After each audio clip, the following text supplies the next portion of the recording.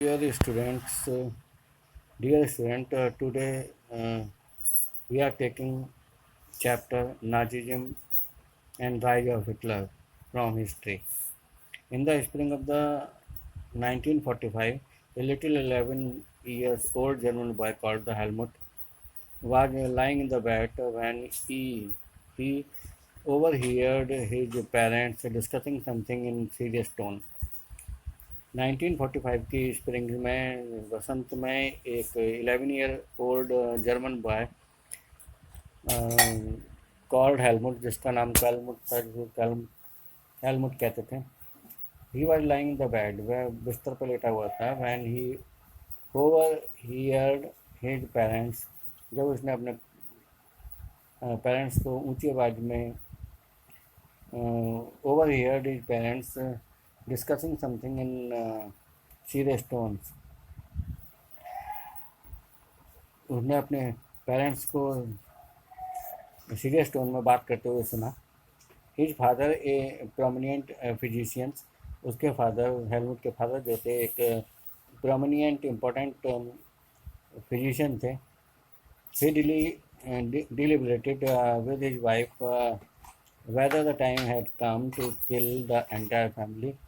और उसके father, Helmut के फादर, जो एक प्रोमिनेंट फिजिशियन थे, और अपनी वाइफ से डिलिबरेटेड संवाद कर रहे थे, डिस्कशन कर रहे थे कि अब समय आ गया है कि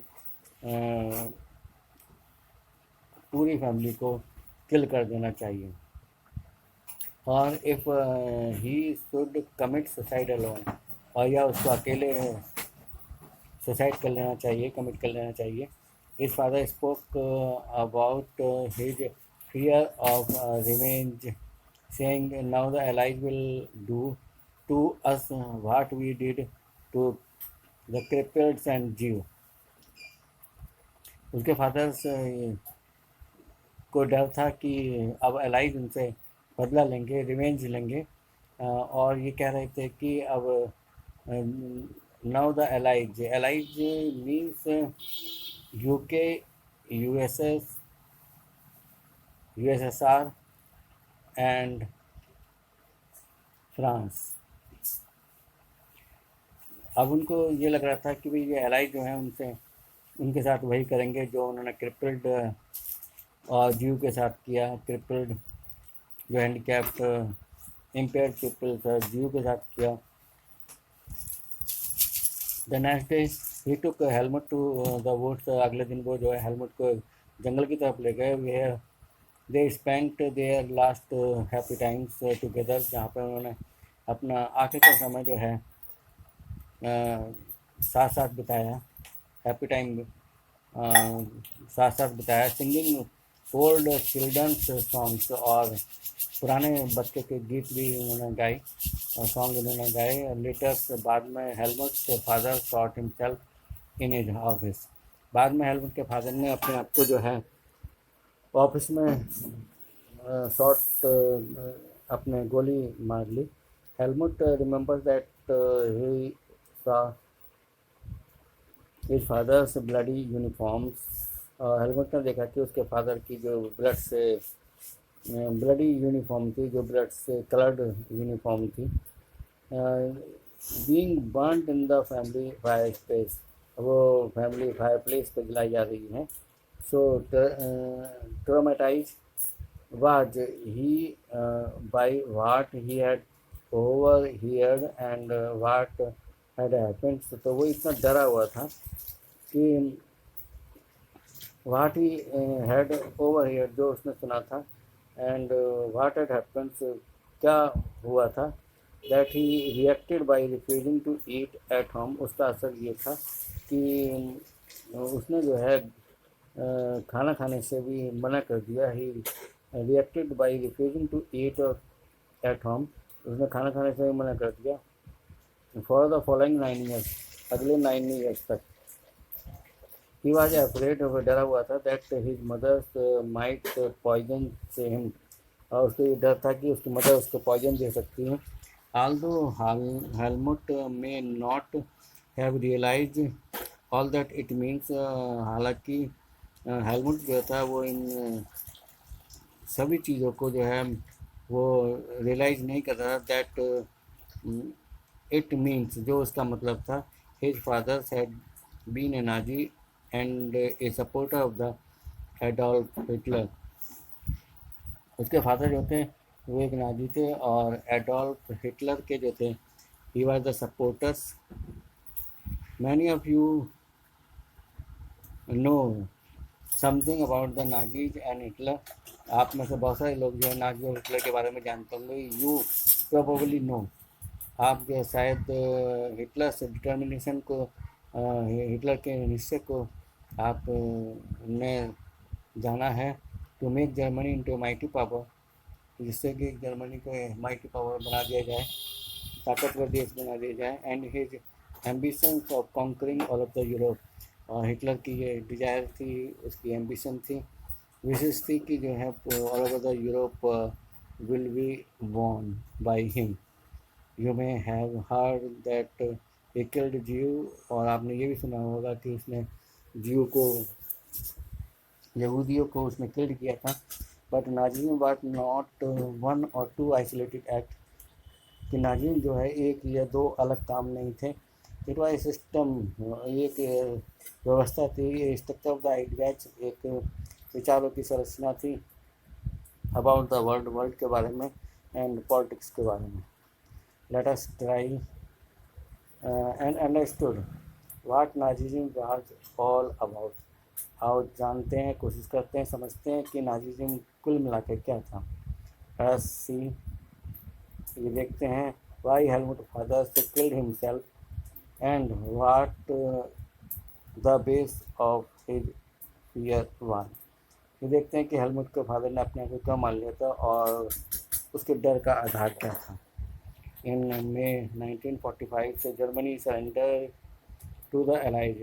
1945 में जर्मनी ने एलाइज के सामने सरेंडर कर दिया था, एंटिसिपेटिंग व्हाट वाज कमिंग, और ये स्वीकारते हुए कि Hitler, his propaganda ministers Goebbels and his entire family committed suicide collectively in the Berlin bunker in April.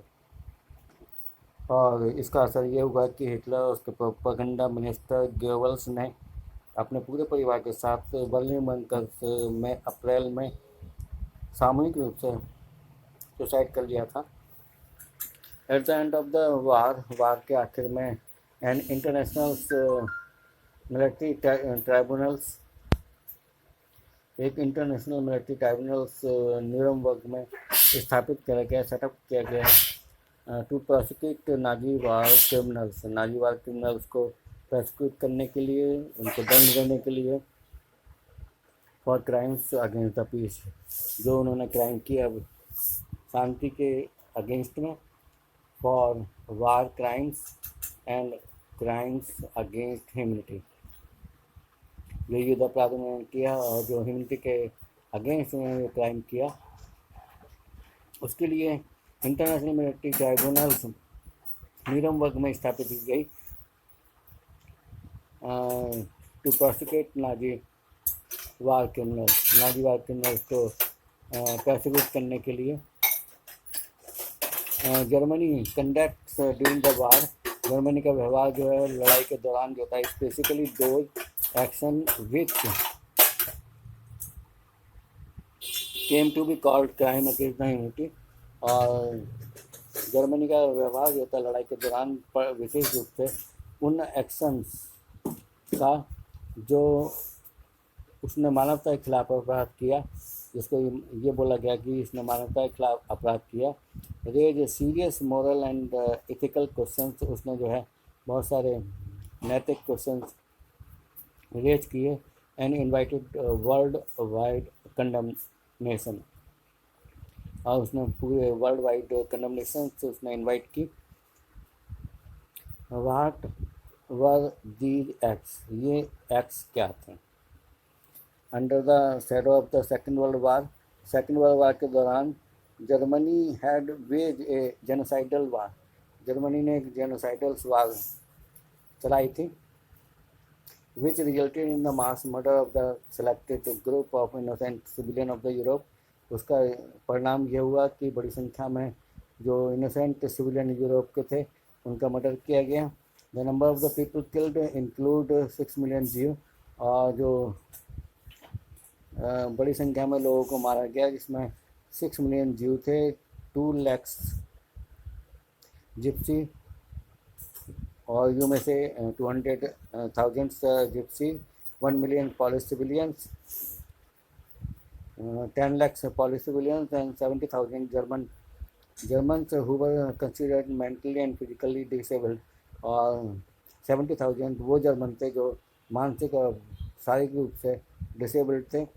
Beside इनन्यूमरेबल्स political opponent, और इसके अतिरिक्त जो थे अनगिनत जो राजनीतिक विरोधी थे उनको भी नाजियों ने और हिटलर ने मार दिया, किल्ड कर दिया।